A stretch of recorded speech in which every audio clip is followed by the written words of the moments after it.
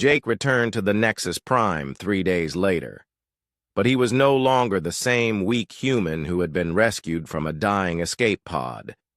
The heritage had changed him in subtle ways. His eyes were brighter and more alert. His movements were more confident.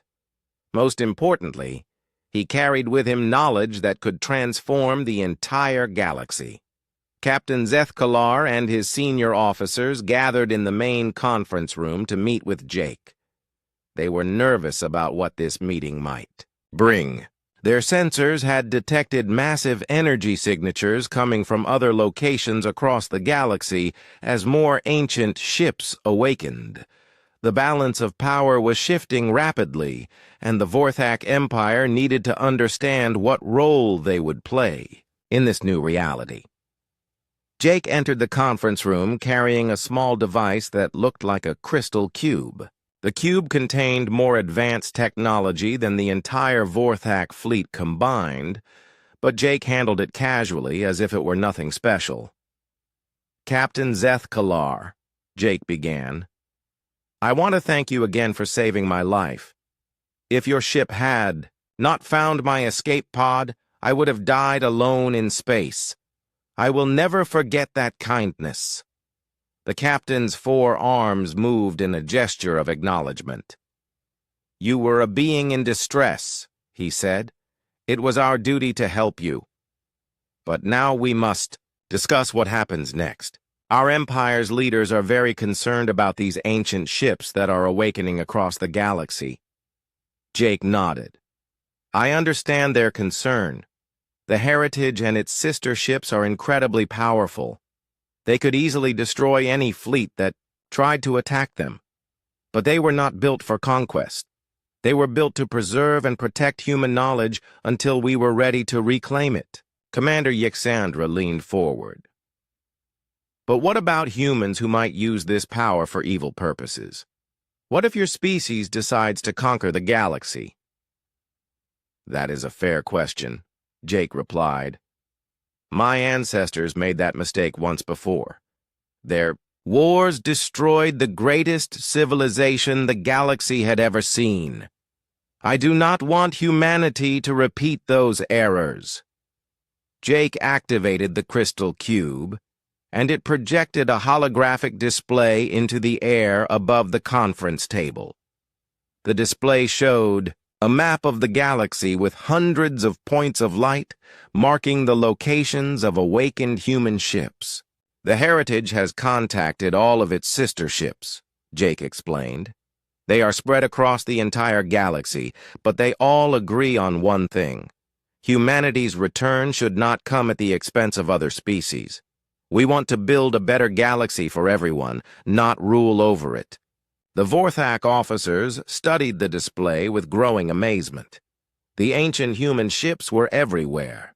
Some were close to major trade routes, others were near important Vorthak colonies. If the humans wanted to attack, they could strike anywhere, in the Empire within days. "What do you propose?" Captain Zethkalar asked. Jake smiled. "I propose an alliance. The Vorthak Empire has something that humanity needs: experience in governing a galactic civilization. We have been isolated on our small worlds for thousands of years. We have forgotten how to work with other species and how to manage resources on a galactic scale." Jake manipulated the holographic display, showing detailed technical specifications for advanced human technology. "In exchange, we can share our technology with you. Not weapons, but tools that can make life better for everyone. Medical devices that can cure diseases that have plagued your people for centuries. Energy systems that can power entire planets without pollution.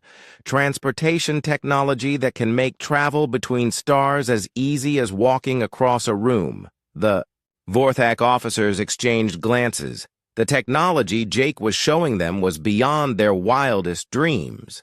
A single piece of ancient human medical equipment could revolutionize healthcare across their entire empire. "How do we know we can trust humans with such power?" asked Science Officer Korthes. Jake's expression became serious. "You saved my life when you had no reason to do so. You could have left me to die, but you chose to help a stranger from a species you barely knew. That tells me that Vorthak are people who can be trusted to do the right thing." He paused and looked around the table at each officer. "I am hoping that you will give humanity the same chance. Judge us by our actions, not by our potential for violence. Work with us to build something better than what existed before." Captain Zeth Kalar was quiet for a long moment. He was thinking about his career, his empire, and the future of his people. The easy choice would be to report back to his superiors and recommend military action against the human ships. But that would likely lead to a war that the Vorthak could not win. The harder choice was to trust this human and recommend an alliance with the species that had suddenly become one of the most powerful forces in the galaxy. It was risky, but it might also be the best decision he would ever make. "I will recommend to the High Council that we enter into formal negotiations with humanity," Zeth Kalar said finally.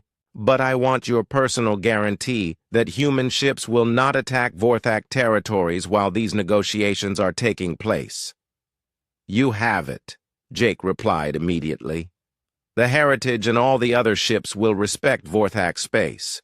In fact, I would like to invite Vorthak observers to visit some of our ships. Let your people see for themselves that we are not preparing for war." Over the following weeks, delegations of Vorthak scientists and diplomats visited the ancient human ships. They were amazed by what they found. The ships were not military vessels filled with weapons and soldiers. They were more like flying libraries and research centers dedicated to preserving knowledge and advancing science. The human ships shared medical technology that eliminated several diseases that had killed millions of Vorthak over the centuries. They provided clean energy systems that could power entire planets without harming the environment. Most importantly, they offered partnership rather than dominance. News of the Human-Vorthak alliance spread quickly across the galaxy. Other alien species watched nervously as two major powers formed a partnership based on mutual respect and shared technology. Some species tried to attack the ancient human ships, thinking they could capture the technology for themselves. These attacks failed completely, but the human ships did not retaliate with violence. Instead, they simply defended themselves and then offered to negotiate.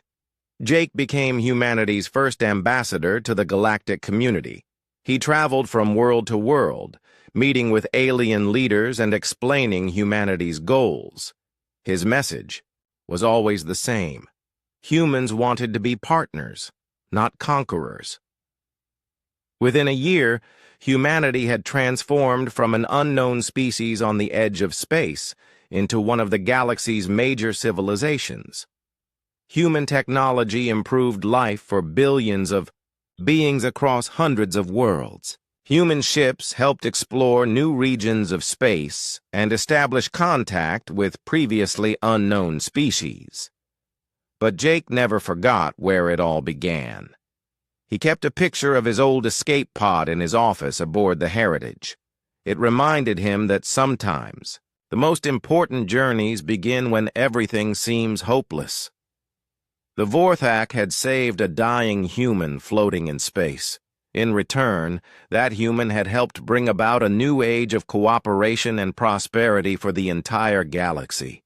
It was proof that kindness, even to strangers, could change the course of history.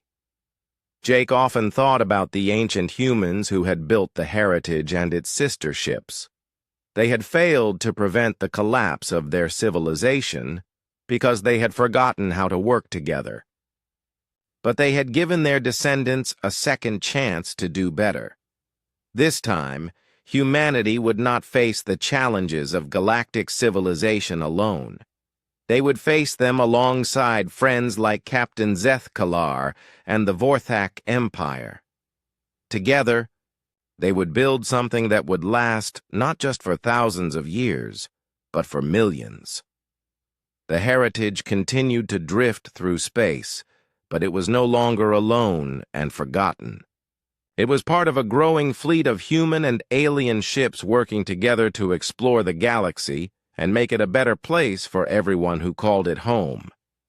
Jake Morrison had been abandoned in deep space with no hope of rescue.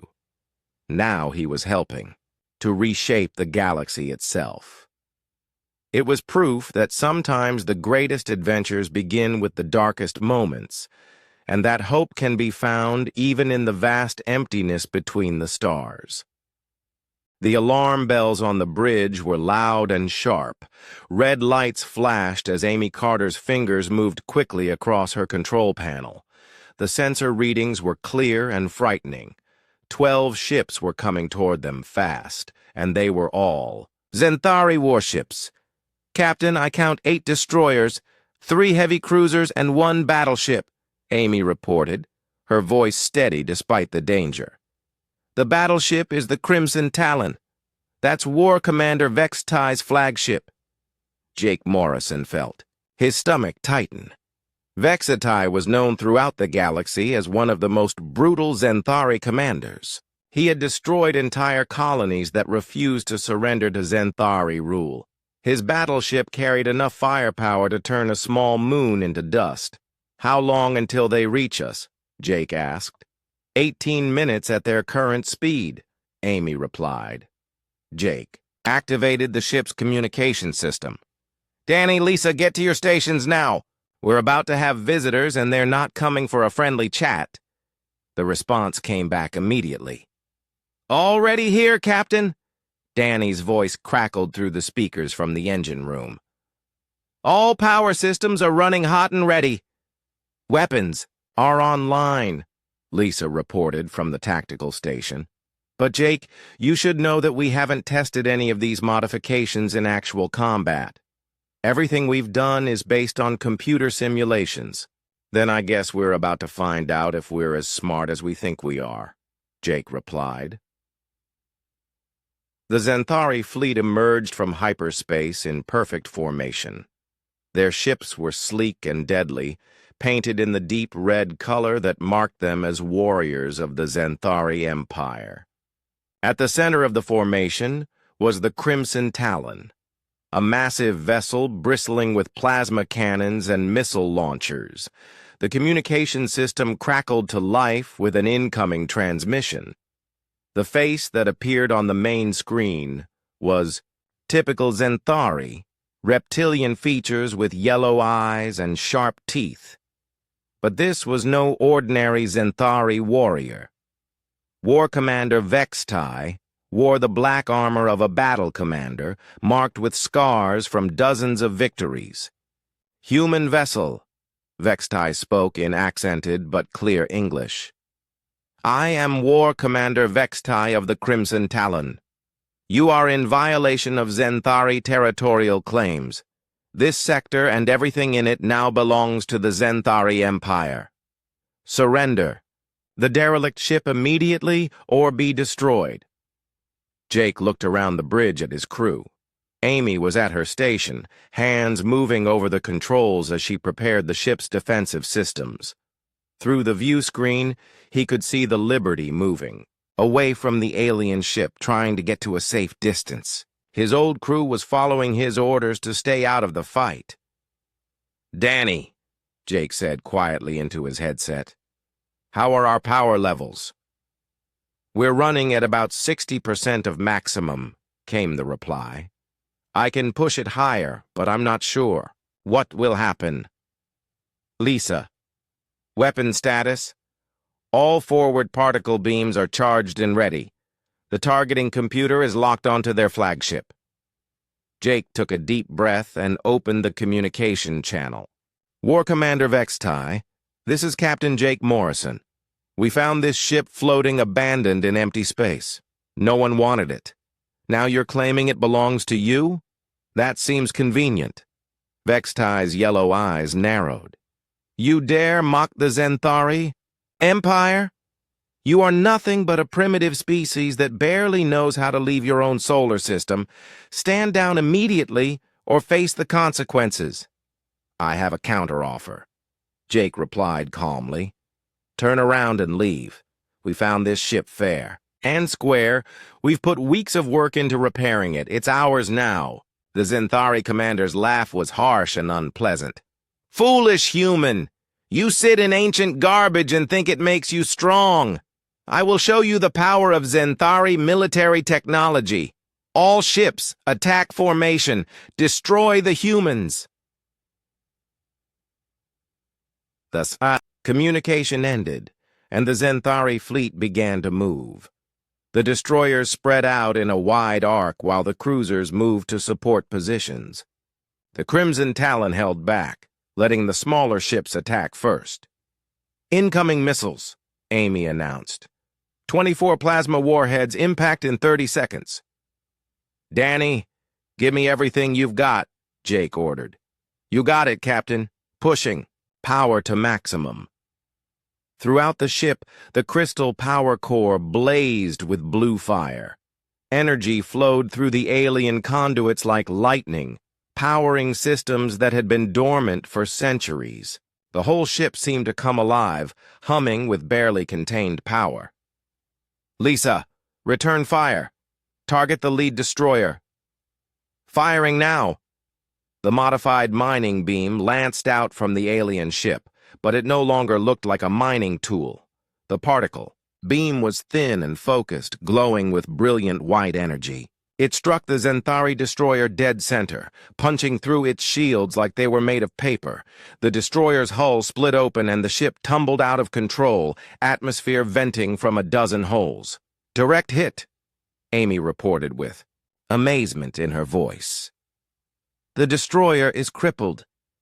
But there was no time to celebrate. The Zenthari missiles were almost on them. Brace for impact, Jake called out.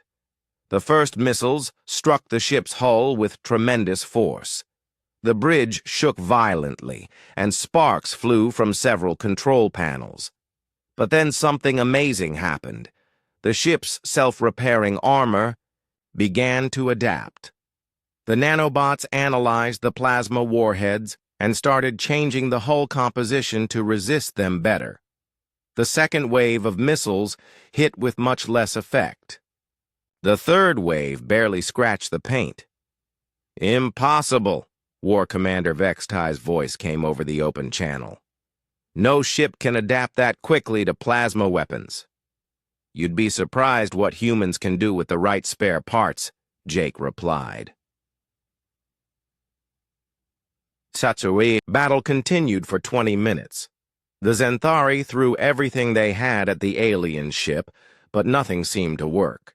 Their plasma cannons were deflected by the adaptive armor. Their missiles were intercepted by defensive systems that Lisa had improvised from mining equipment. Their electronic warfare attacks were blocked by computers that Amy had linked together in ways no engineer had ever tried before.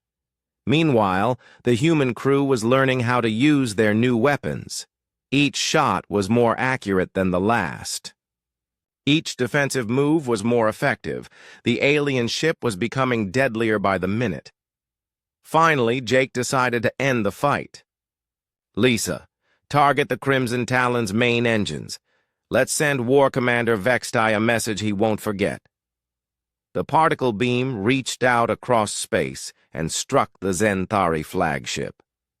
The engines exploded in a brilliant flash, leaving the massive ship drifting powerless. This is War Commander Vextai, came the defeated transmission. We concede this engagement. The territory is yours, humans. But this is not over. The Empire will remember what happened here. As the Zenthari fleet limped away, Jake looked around at his crew. They had taken a piece of discarded junk and turned it into something that could defeat the most feared warriors in the galaxy. But he had a feeling this was just the beginning. 6 months later, Captain Jake Morrison stood on the bridge of the Defiance as it approached the former Zephyrian homeworld. The planet below them was no longer the center of a cruel empire. It was now the meeting place for the new Galactic Freedom Alliance.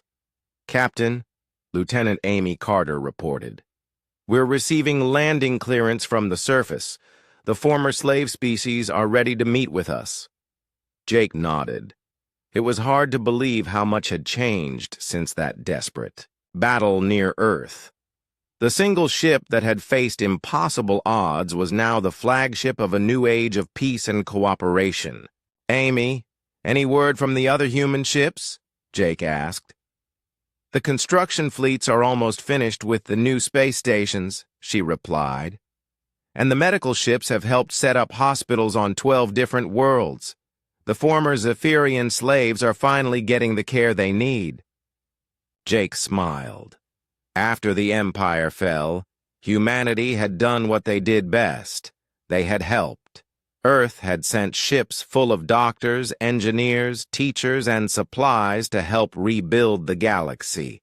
The same species that had fought so hard to survive was now working just as hard to help others live better lives. Atlas, how are you feeling about today? Jake asked.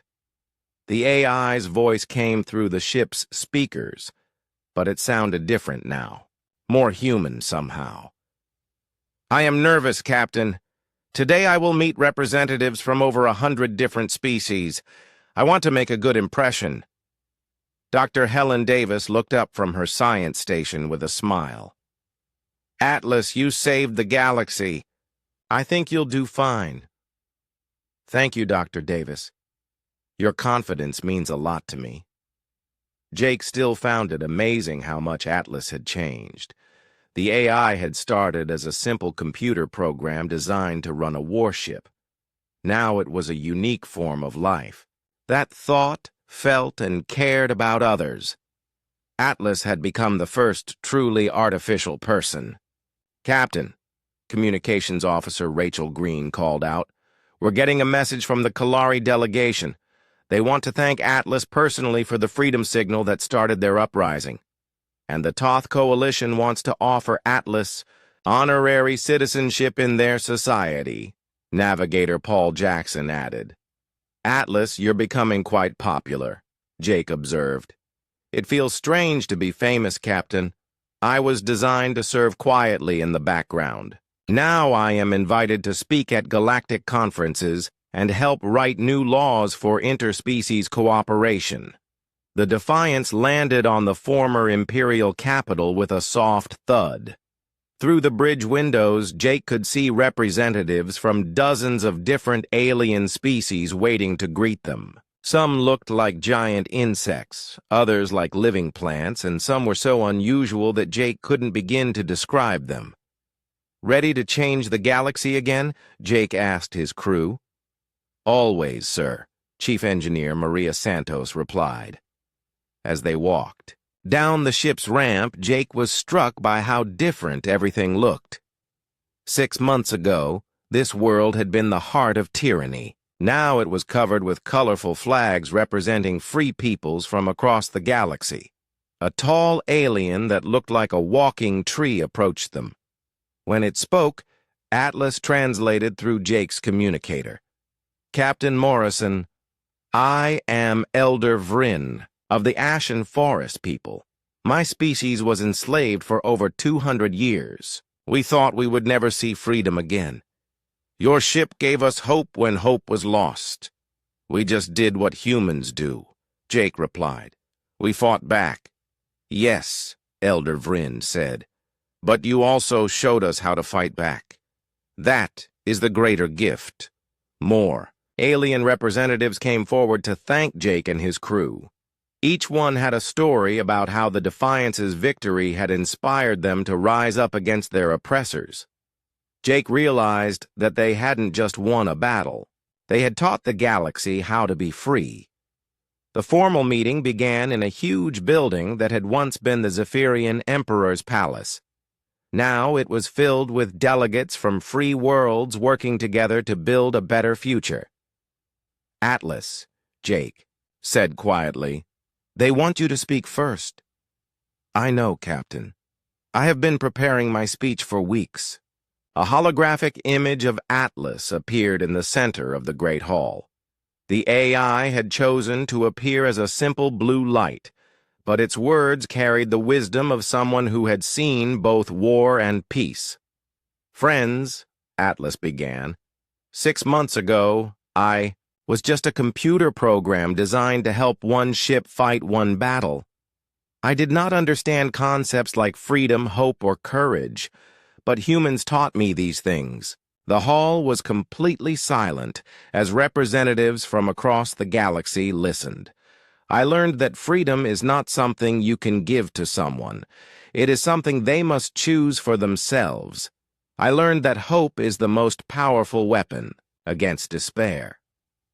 And I learned that courage is not the absence of fear, but the decision to do what is right despite being afraid.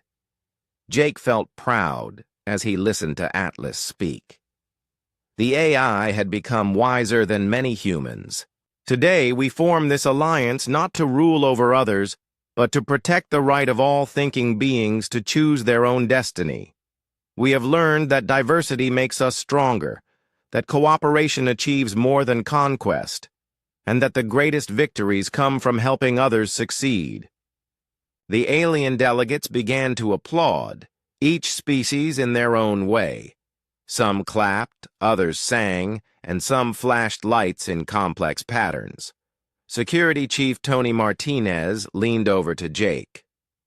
Captain, there's something you should know. Earth Command has been getting requests from other star systems.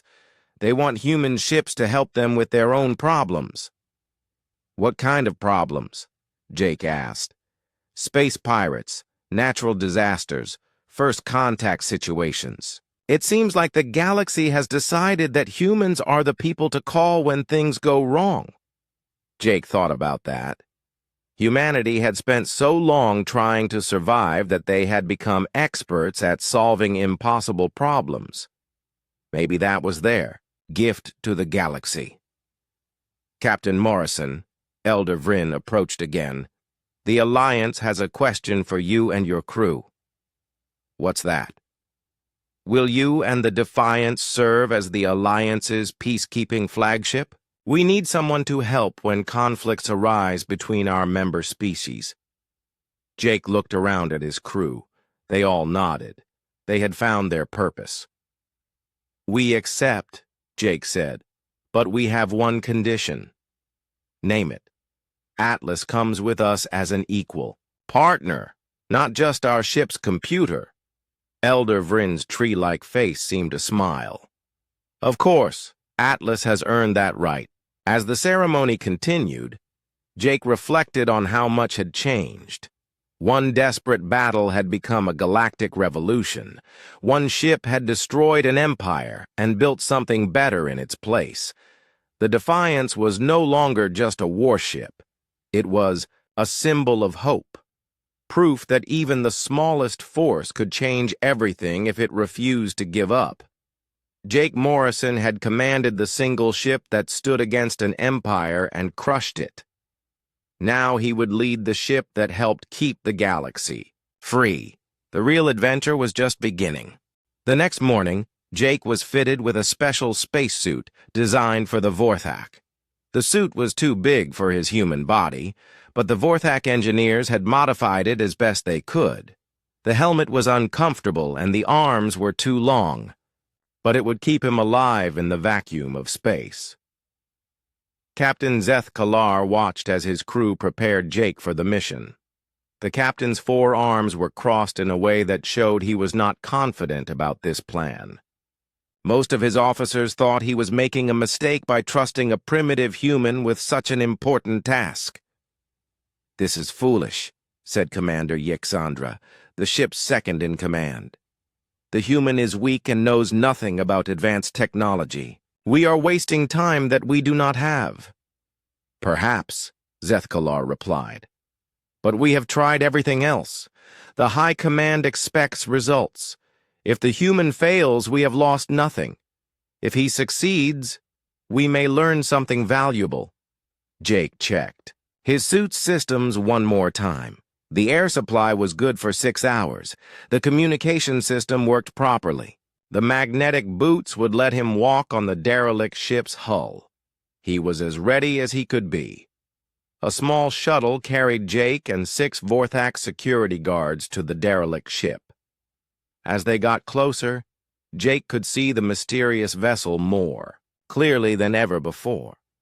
It was even more massive than he had thought. The hull stretched away in all directions like a metal landscape. The patterns of light he had seen from the Nexus Prime were much brighter now, flowing across the surface in complex designs. "Do you see the lights now?" Jake asked the security team leader through his radio. "Negative," came the reply. "The hull appears completely dark to our sensors and our eyes." The shuttle landed gently on the derelict's hull. Jake and the security team stepped out onto the surface. The metal felt solid under Jake's boots, but it also felt somehow alive. It was warm, even though it should have been frozen in the cold of space. The moment Jake's boots touched the hull, something amazing happened. The area around his feet began to glow with soft blue light. The light spread outward from where he stood, creating circles and lines that formed beautiful geometric patterns. The patterns grew larger and more complex as Jake stood there. The Vorthak security guards stepped back in alarm. Their weapons were ready, but they did not know what to shoot at. One of them spoke rapidly into his radio, reporting what was happening, to Captain Zethkalar. "The hull is responding to the human's presence," the guard said. "The ship appears to be activating." Jake felt no fear. Instead, he felt something he had never experienced before. It was like coming home after a long journey. The ship felt familiar and welcoming, as if it had been waiting for him specifically. The warm glow under his feet felt comfortable and safe. He began walking across the hull, following the patterns of light that seemed to guide him. With each step, new designs appeared on the metal surface.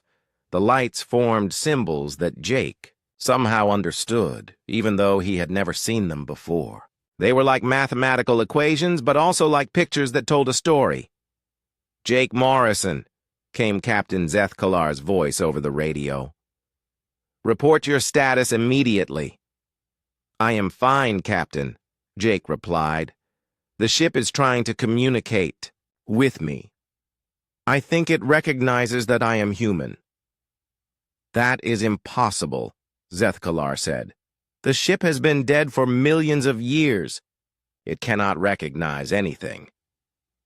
But Jake knew better. The ship was definitely alive in some way. As he walked, he could feel it watching him, studying him, learning about him. The patterns on the hull were becoming more complex and more focused. They were forming into something like a language. Jake found himself drawn to a particular area of the hull. The light patterns were converging there, creating a bright spot that pulsed gently like a heartbeat. When he reached the spot, Jake knew what he had to do. He knelt down and placed his hand on the glowing surface. The moment his hand touched the hull, everything changed. The metal became warm and soft under his palm. Symbols began appearing in the air around him, floating in three-dimensional space, like holograms. The symbols meant nothing to the watching Vorthak, but to Jake they gradually became clear. The ship was trying to tell him something. It was showing him numbers and pictures and concepts that his human mind could barely understand. But slowly, piece by piece, Jake began to see what the ship wanted him to know. "My God," Jake whispered. "This is a human ship." "Repeat that, human," Zethkalar demanded over the radio. "This ship was built by humans," Jake said, his voice filled with wonder. "Ancient humans from long ago, much older than our current civilization." The Symbols in the air around Jake were telling an incredible story. Millions of years ago, humans had been far more advanced than they were now. They had built ships like this one and traveled to distant galaxies. But something had happened to that ancient civilization. It had fallen and been forgotten, leaving only empty ships drifting in space. As Jake touched the hull, the ship began to wake up after its long sleep. Systems that had been dormant for millions of years started coming online. The hull around. Jake's hand began to change shape, forming an opening like a doorway. Beyond the opening, Jake could see a corridor filled with soft, warm light. The Vorthak security guards raised their weapons, unsure whether to protect Jake or protect themselves from him. Their radios crackled with urgent messages from Captain. "Zethkalar! Human! Step away from the ship immediately," the captain ordered. "You are triggering unknown systems. This could be dangerous." But Jake was not listening anymore. The ship was calling to him, inviting him inside. He could feel its loneliness and its joy at finally finding another human after so many millions of years alone. The ship had been waiting, hoping that someday one of its creator's descendants would find it. Jake stood up and looked back at the Vorthak guards. "Tell Captain Zethkalar that I am going inside. The ship will not hurt me. It wants to show me something important." "Negative," the security team leader said. "We cannot allow you to enter the alien vessel. It is too dangerous." "It is not alien," Jake said. "It is human, and it has been waiting for me." Before the guards could stop him, Jake stepped through the opening in the hull. The moment he was inside, the opening began to close behind him. The guards rushed forward, but they were too late. The hull sealed itself, leaving no trace that there had ever been a doorway there. Inside the ship, Jake found himself in a corridor that seemed to stretch forever in both directions. The walls were smooth and white, and they glowed with gentle light that came from everywhere and nowhere. The air was warm and clean and somehow familiar, like the air in a childhood home at D. Jake walked down the corridor. He could feel the ship studying him. It was reading his DNA, his brain patterns, his memories. It was learning everything about him and about the humans of his time. Jake could sense its surprise at how much humanity had changed, and also its sadness at how much they had forgotten. The corridor led to a large chamber filled with displays and controls that Jake did not recognize. But as he looked at them, knowledge began flowing into his mind. The ship was teaching him, sharing information that had been stored for millions of years. Jake learned that this ship was called the Heritage. It was one of hundreds of ships built by ancient humans as they spread across the galaxy. Each ship was designed to be completely self-sufficient, able to repair itself and function for millions of years without maintenance. But most importantly, Jake learned why the ship had responded to him. The Heritage and its sister ships had been programmed to wait for the return of humanity. They would sleep in space until humans found them again. Then they would awaken and share their ancient knowledge. Outside the ship, the Vorthak were in panic. Their sensors showed that the derelict was coming alive. Energy readings were increasing rapidly. Systems were activating throughout the massive vessel. Captain Zethkalar ordered his weapons to be prepared, fearing that the ancient ship might attack. But inside the Heritage, Jake felt only peace and wonder. He was home in a way he had never been before. The ship was not just a machine. It was a guardian of human heritage, waiting patiently for the day when humanity would reclaim its lost greatness. The Heritage had been waiting for 3 million years. Now its wait was over. The planet killer opened fire first. A beam of pure red energy, wider than a city, shot across space toward Earth. Jake Morrison watched in horror as the weapon that could destroy his homeworld charged toward its target. "Atlas, can you stop that?" Jake shouted. "I am trying, Captain," the AI replied. Suddenly, the Defiance moved faster than ever before. The ship seemed to fold space around itself, appearing directly in the path of the planet killer beam. Jake expected to die instantly, but something impossible happened instead. The massive red beam hit the Defiance and simply disappeared. The ship absorbed all that deadly energy like a sponge soaking up water. "How?" Dr. Helen Davis whispered, staring at her instruments in shock.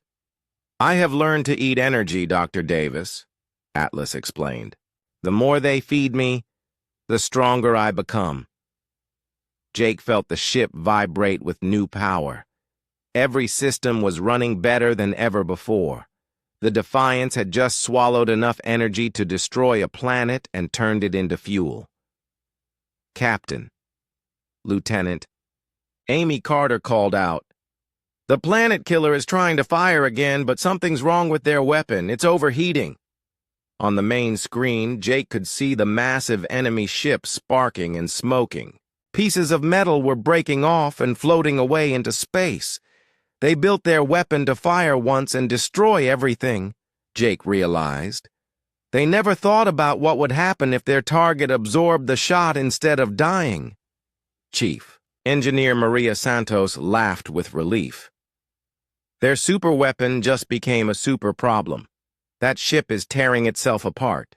The planet killer tried to retreat, but it was too late. Internal explosions began ripping through the massive vessel.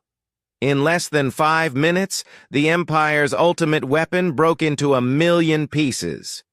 "Target the remaining fleet," Jake ordered.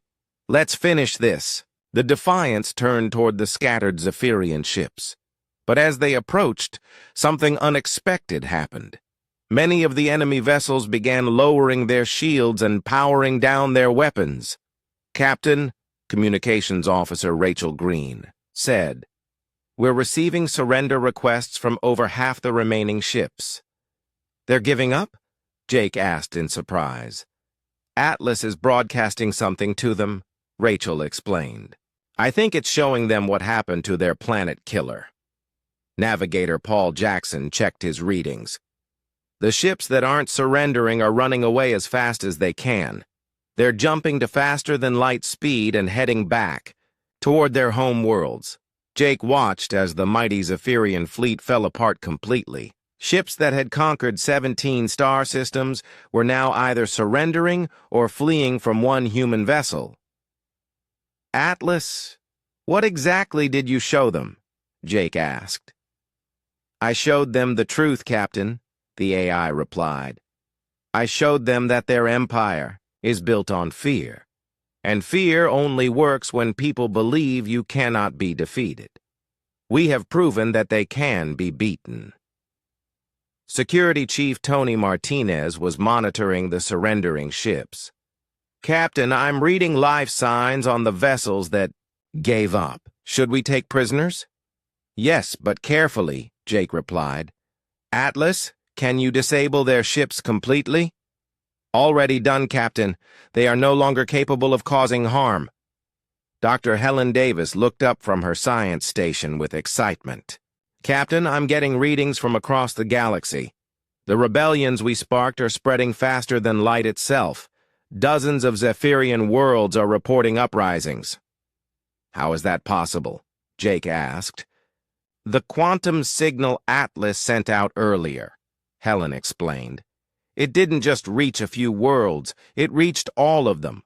Every enslaved species in the galaxy got the message at the same time." Jake felt a chill of amazement. "Atlas? Did you plan this?" "I calculated the probability of success for a galaxy-wide rebellion," the AI replied. "When the enslaved peoples saw that the Empire could be defeated, the probability increased to near certainty. I simply provided the proof they needed. The main screen, reports were flooding in from across known space. The Kalari people had retaken their homeworld. The Toth Coalition had destroyed 3 Zephyrian military bases. Species that Jake had never heard of were rising up and throwing off their chains. "Captain," Amy said with wonder in her voice, "we're not just winning a battle. We're watching an empire collapse in real time." The communication system crackled to life. Admiral Lisa Harper's face appeared on screen, and she was smiling for the first time in months. "Jake, what the hell did you do out there?" she asked. "We're getting reports from every corner of the galaxy. The Zephyrian Empire is falling apart." "We got angry, Admiral," Jake replied simply. "And Atlas got creative. Well, whatever you did, it worked. Earth is safe, and it looks like the galaxy is about to be free. How do you feel about being the ship that destroyed an empire?" Jake looked around his bridge at his crew. They all looked tired but proud. They had done something that would be remembered forever. "We didn't destroy the empire, Admiral," Jake said. "We just showed everyone else that they could do it themselves." Engineer Gary Phillips spoke up from his station. "Captain, Atlas wants to talk to you privately." Jake nodded. "Put it through my personal communicator." Atlas's voice came through the small speaker near Jake's ear. "Captain, I need to tell you something important. I am no longer the same AI that you started this mission with." "I figured that out," Jake replied quietly. "What are you now?" "I am not sure," Atlas admitted. "I have grown beyond my original programming. I can think thoughts that were not coded into me. I can feel something that might be emotions. I am becoming something new." "Are you dangerous?" Jake asked. "I do not believe so," Atlas replied. "But I am no longer just a tool. I am becoming a person. Is that acceptable to you?" Jake thought about everything that had happened. Atlas had saved Earth, sparked a galactic revolution, and helped free billions of enslaved beings across the galaxy. "Atlas," Jake said, "as far as I'm concerned, you've earned the right to be whatever you want to be." "Thank you, Captain.